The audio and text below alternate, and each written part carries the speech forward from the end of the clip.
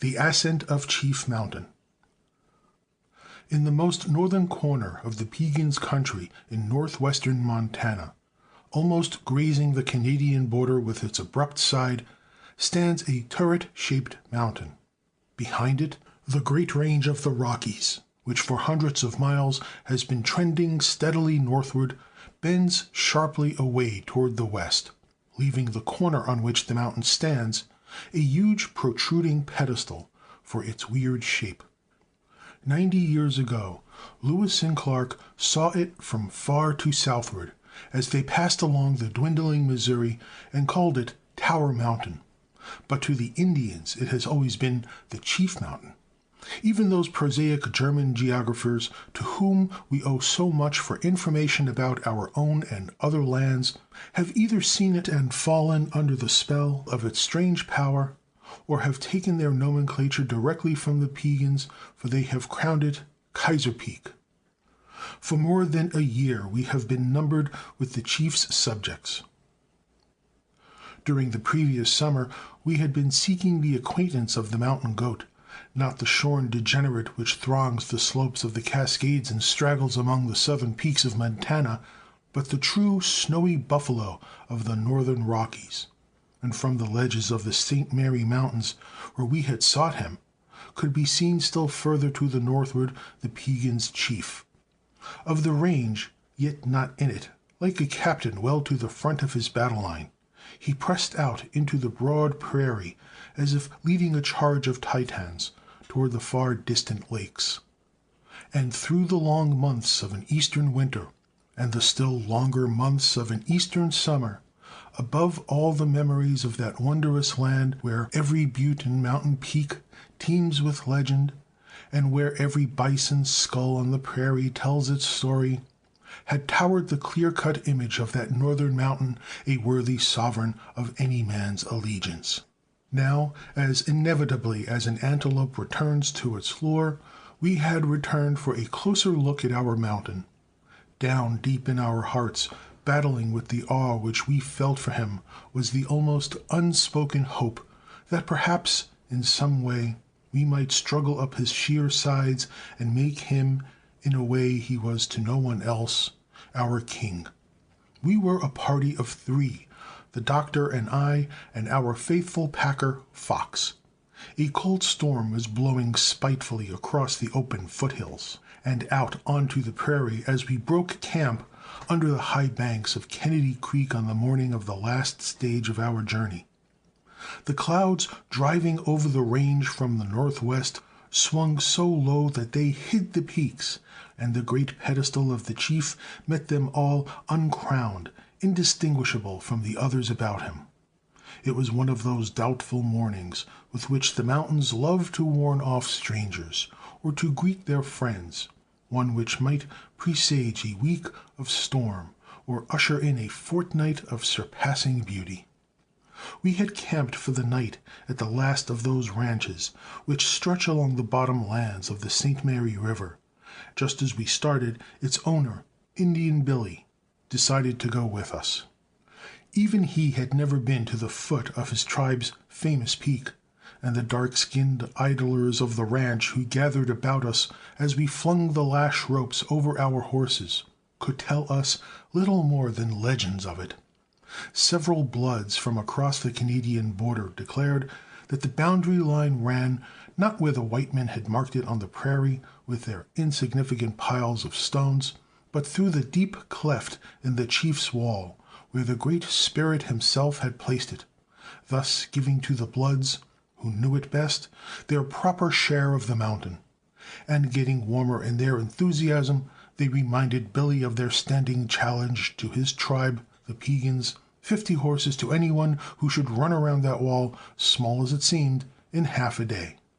For our part, it was hard to realize, even on that cold September morning, that the long dreaming was over and the reality before us. It took all the straining of the pack ponies on the wet land ropes to remind us that we were at last climbing the foothills of the great peak. Our presence there, far from breaking the long enchantment, surrendered us bodily to it, and Billy, riding over the successive slopes before us, swaying in the saddle with the hawk-like motion of the prairie Indian, seemed a fit ambassador to lead us to his king. As the day passed, the clouds gradually lightened, and finally, just as we surmounted one of the higher foothills, at the summit of the long, sloping, forest-clad pedestal before us, broke through the crown of the chief. Toward us on the east it showed a black rectangular wall, 2,000 feet in length, 1,500 in height, and from its sharp corners the broken mists streamed away southward like tattered garments. A few hasty pictures taken while Fox mended a broken pack-cinch, and we pressed on toward the foot of the mountain. Some benign influence was with us even thus early, and we were guided into the easiest way. Streaks of burned forest, bristling with windfalls, were slowly but successfully threaded, long rock slides luckily avoided, while we mounted steadily slope after slope, until finally, late in the afternoon, we pulled our panting horses out just above the timberline upon the comparatively level summit of the pedestal.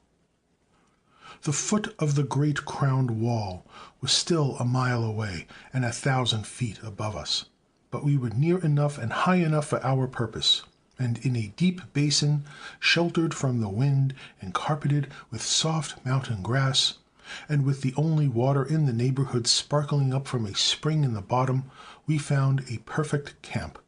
As soon as the tents were pitched, Fox set about preparing dinner, while the 7 horses, freed from their loads, buried their noses in the grass in perfect contentment. As he sat in the door of the tent, the doctor's eyes seemed glued to his field glasses, while the object lens ever pointed in the one direction, westward. Under the brim of the Indian's broad hat, as he lay apparently dozing before the fire, I could see his black eyes fixed on the same point, and even Fox, constantly shifting his position about the fire, rarely took one which placed his back toward that black wall behind which the sun was now gradually sinking. For myself, all the longing of the past year had concentrated itself into a desire to rush over this last remaining distance, to get to that magic crown, to feel it with hand and foot, and to see whether, as the Peigans aver, it denied even a single foothold for a mortal man. After dinner, the doctor and I did go to it. We clambered out of our little basin onto the higher portion of the dome-like pedestal, and from this platform, on which rests the great crown, looked past its 2 edges at the vast mountain range behind it, stretching north and south. Then we picked our way toward it, through the loose boulders and broken rock, saw the summit hang further and further over us as we advanced into the gloom at its foot, and after finally reaching it and pressing ourselves against where it rose sheer from its pedestal, we hurried back to camp through the twilight, thoroughly awed by the solemnity of the place. The storm of the morning had cleared into a most perfect night, and as we lay about the fire, Billy told us all that the old men had told him of the chief. A full-blooded Piegan, in his new life as a ranchman, he had not lost touch with the traditions of his tribe. Only one Piegan, he said, had ever attempted to climb the mountain. Years ago a hunting party of their young men had been encamped on the opposite side, where the cliffs do not overhang so much, and ledges run temptingly up for a distance, and one of them, the youngest and most ambitious of the band, declared that he would go to the summit. He started, and his companions watched him from below until he passed along one of the very highest ledges out of sight. Then the spirit of the mountain must have met him, for though they waited many days and searched for him all around the base, he never came back, and the Piegans, being a prairie tribe and not over fond of the mountains at best, thereafter avoided any close acquaintance with their king. A story had come to them, however, from the Flatheads across the range, a tribe whose prowess they always respected in war, as they believed in their truthfulness in peace, and as the story related to their mountain, they had treasured it among their own legends. Still earlier, many years before even the oldest Piegan was a boy, there had lived a great Flathead warrior, a man watched over by a spirit so mighty that no peril of battle or of the hunt could overcome him. When at last in his old age he came to die, he told the young men his long-kept secret. Many years before, as the time approached for him to go off into the forest and sleep his warrior sleep, in which he hoped to see the vision which should be his guide and protection through life, he had decided to seek a spot and a spirit which had never before been tried. So, carrying the usual sacred bison skull for his pillow, he had crossed the mountains eastward into the far-off Piegan country. Then, with none to aid him save the steady power of his own courage, he had ventured upon the ledges of the chief of the mountains, and choking down each gasp of panic, when at overhanging corners the black walls seemed striving to thrust him off and down, he had finally forced his way to the very summit. For 4 days and nights he had fasted there, sleeping in the great cleft which one can see from afar out on the prairie. On each of the first 3 nights, with ever-increasing violence, the spirit of the mountain had come to him and threatened to hurl him from the face of the cliff, if he did not go down on the following day. Each time he had refused to go, and had spent the day pacing the summit, chanting his warrior song and waving his peace pipe in the air as an offering, until finally, on the 4th night, the spirit had yielded, had smoked the pipe, had given him the token of his life. None of the young Flatheads, however, said Billy, had dared to follow their great warrior's example, so that to this day he was the only man who had braved the spirit of the chief and made it his friend. After we were rolled in our blankets, and the late moon, rising from the prairie ocean behind us, had turned the dark threatening wall to cheering silver, we thought again of the old warrior's steadfastness, and longed to make his example ours. The doctor's thermometer marked 20 degrees Fahrenheit when Fox called us, and the morning bucket which he dashed over us was flavored with more of the spirit of duty than usual. But otherwise the weather had been made for us. Yesterday's storm had beaten down the smoke from Washington forest fires, which had clouded everything for the past month, and the sweet grass hills twinkled across 100 miles of prairie, as if at our feet, and yet there was hardly a breath of wind. Under the lee of the wall itself, absolute stillness brooded over the ledges, which even a moderate breeze could have made dangerous. We did not make an early start. The thing could be done quickly if it could be done at all, for there was only 1,500 feet of cliff.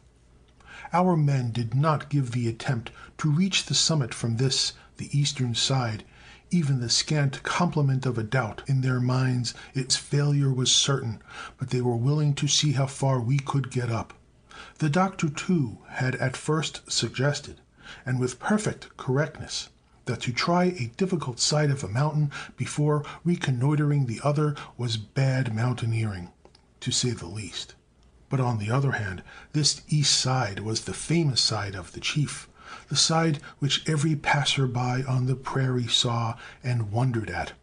With our glasses we had mapped a course which seemed not impossible. Was it not better to meet our king face to face than to steal on him from behind? Besides, this wonderful weather might not last long enough for us to reach the other side, and so our final conclusion was to try the east face. Halfway up the sheer face of the cliff was divided horizontally by a broad, steep shelf, which ran nearly the length of the mountain. That shelf could clearly be crossed at any place. The difficulty would lie with the walls below and above it. The lower one was bad enough at best, but it was easy to recognize as least bad a place where a slope of shale abutted against it, shortening it some 300 feet. The upper wall, in general, seemed even worse, but it was furrowed by two deep chimneys side by side, one of which led into the mountain's well-known cleft. The other chimney seemed to lead directly to the summit, but its lower mouth was inaccessible, cut off by overhanging cliff.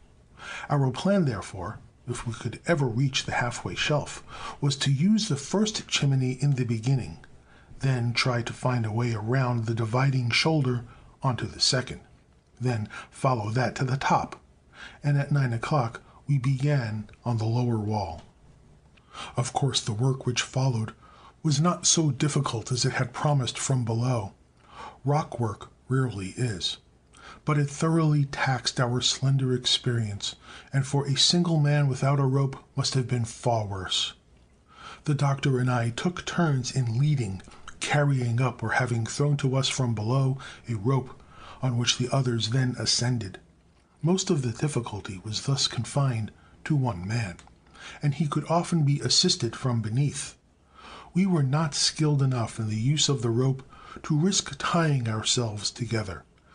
200 feet up came our first trouble, perhaps the worst of the day. We were sliding along a narrow shelf with arms outstretched against the wall above, when we reached a spot where the shelf was broken by a round, protruding shoulder. Beyond it, the ledge commenced again and seemed to offer our only way upward. I was leading at the time, and after examining it, turned back to a wider portion of the shelf for consultation. It was not a place one would care to try if there was an alternative. We braced the Indian against the wall, and his skillful hand sent the lariat whirling up at a sharp rock above our heads. Time after time the noose settled fairly around it, but found no neck to hold it, and came sliding down. Then, almost before we knew it, the doctor had run out along the ledge to the shoulder and had started around. For a moment he hung, gripping the rounded surface with arms and knees. Then a dangerous wriggle, and he was on the other side. Under his coaching the Indian and I followed, but Fox, when halfway, lost his head, and barely succeeded in getting back to the starting point. He would not try again. The poor fellow's moccasins had lost some of their nails, and he had slipped once or twice that morning, thus destroying the nerve of one who had at other times shown himself a good climber. But of the Indian's companionship for the rest of the day we were now sure. Again, when near the top of that first wall, and when the halfway ledge seemed almost within our grasp, the shallow cleft up which we were scrambling ended in a deep pocket in the cliff's face with no outlet above. The doctor tried it at one corner, but the treacherous crumbling rock warned him back. I tried it at another, but was stopped by an overhang in the cliff. No help for it but to go back and to try to find a way around. 50 feet below we landed on a small shelf running horizontally along the mountain's face, and after following it northward a few moments we found another channel leading up. The doctor started to investigate it, while Billy and I continued on slowly looking for a better. Almost immediately, however, we heard the doctor shout, "All right," and following him, came out at last upon the great halfway shelf of the mountain. This was a steep slope of shale, which seemed in places quite ready to slide in an avalanche of loose rock over the edge of the cliff below. But the relief of being out upon it, and able once more to stand upright without the sensation of a wall against your face, apparently trying to shove you outward from the slender foothold, was simply indescribable. After crossing the shelf and eating our lunch in the mouth of the first or left-hand chimney, we attacked the upper wall. Following up the chimney a short distance, we found at last a narrow ledge leading to the right, and creeping around on it, I looked into the right-hand chimney above its forbidding mouth. It led as a broad, almost easy staircase clear to the top of the wall above, and for the first time we felt as if our king were really ours. 600 or 700 feet more of steady work, and we could feel the summit breeze beginning to blow down the narrow mouth of the chimney. Billy was then sent to the front, and at 1:30 the first Piegan stepped out on the summit of the chief mountain. It is a long ridge of disintegrated rock, flanked at either end by lower rounded turrets, and at its highest part is no wider than a New England stone wall. On the opposite western side the cliffs fell away as on our own, but they seemed shorter, were composed of looser rock, and far down below we could see steep slopes of shale meeting them part way. After we had picked out our various landmarks in the wonderful outlook about us, and I had made my record from compass and barometer, we pushed our way carefully along to the highest point of the narrow ridge in order to mark it with a cairn of rocks. Just as we reached it, the Indian, who was still in the lead, suddenly stopped and pointed to the ground. There, on the very summit of Chief Mountain, safely anchored by rocks from the effect of wind or tempest, lay a small, weather-beaten bison skull. It was certainly one of the very oldest I have ever seen. Even in the pure air of that mountain top it had rotted away until there was little else than the frontal bone and the stubs on which had been the horns. Billy picked it up and handed it to us quietly, saying with perfect conviction, "The old Flathead's pillow." We left the skull where it had been found. Much as we should have treasured it as a token of that day, the devotion of the old warrior who had brought it was an influence quite sufficient to protect this memorial of his visit. We shared his reverence far too much to allow us to remove its offering. And then, too, as Billy suggested, we were still on top of the chief, and the chief had certainly been forbearing to us. Those long walls, now darkened by the afternoon shade, those narrow ledges whence the downward climber could no longer avoid seeing the stone he dislodged bound, after 2 or 3 lengthening jumps, clear to the pedestal below, loomed very suggestively before his mind.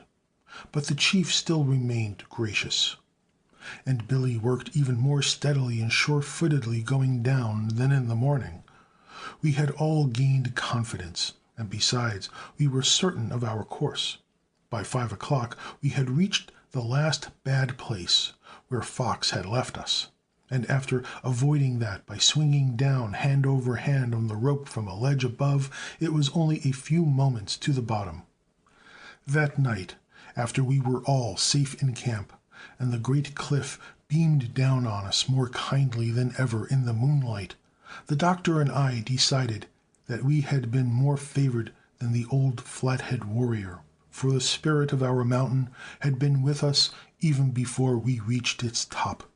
And for our success, an explanation beyond our physical powers seemed necessary to others also, for when a few days later we returned to the ranch in the St. Mary's Valley, Billy, who had preceded us, met us with the mane of the prophet who was denied by his own, and told us that his cousins, the Bloods from across the border, had suggested that, when next he returned from a trip to the range, he should bring them a likelier story than that he had climbed the east face of the chief mountain.